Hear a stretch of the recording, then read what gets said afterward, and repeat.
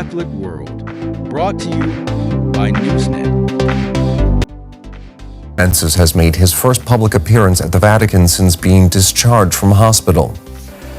He surprised people at St. Peter's Square by turning up unannounced at the end of a Mass for the sick. Francis is recovering from a lengthy stay in a hospital where he was treated for life-threatening pneumonia.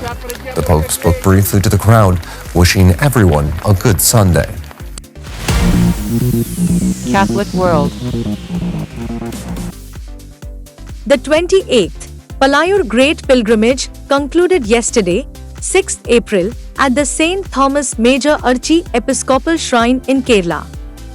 Led by Mar Thajhat Indrus, Metropolitan Archbishop of Trichur, this annual Lenten festival drew thousands of devotees from diverse backgrounds. The pilgrimage, known locally as Palayur Mahdirthadnam, is held at the historic St. Thomas Sirom Labar Church, the first church established by St. Thomas. The Great Pilgrimage is a 30-kilometer foot journey from Thrissur to Palayur, accompanied by music, pageantry, and cultural performances.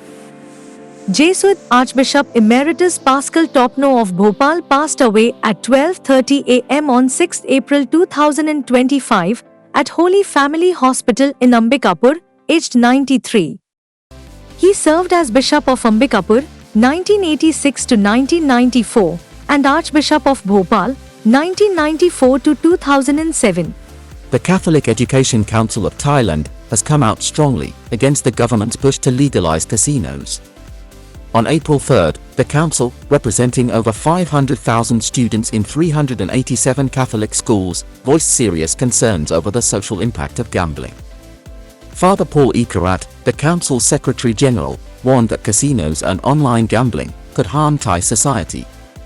This comes as the government prepares to debate the Entertainment Complex Bill next week, a proposal aiming to boost tourism and revenue, but one that's already triggering public protests and strong opposition.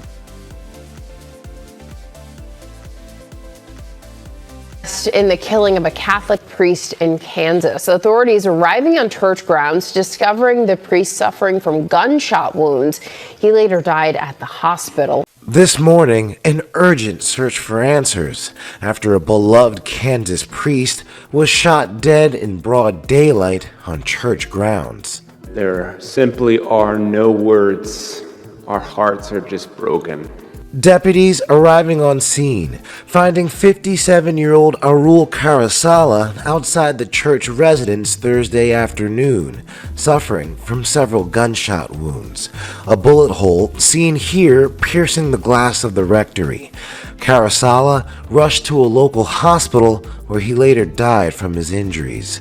Shortly after, authorities arresting 66-year-old Gary Hermesh, appearing in court Friday, shackled in a wheelchair, charged with first-degree murder. Parishioners gathering to pray just hours after the killing. He was a wonderful person. He was very personable, and he did a great job.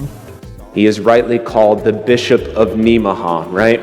He knows your family better than you know your own family. He knows all of your relatives. He knows all of your friends.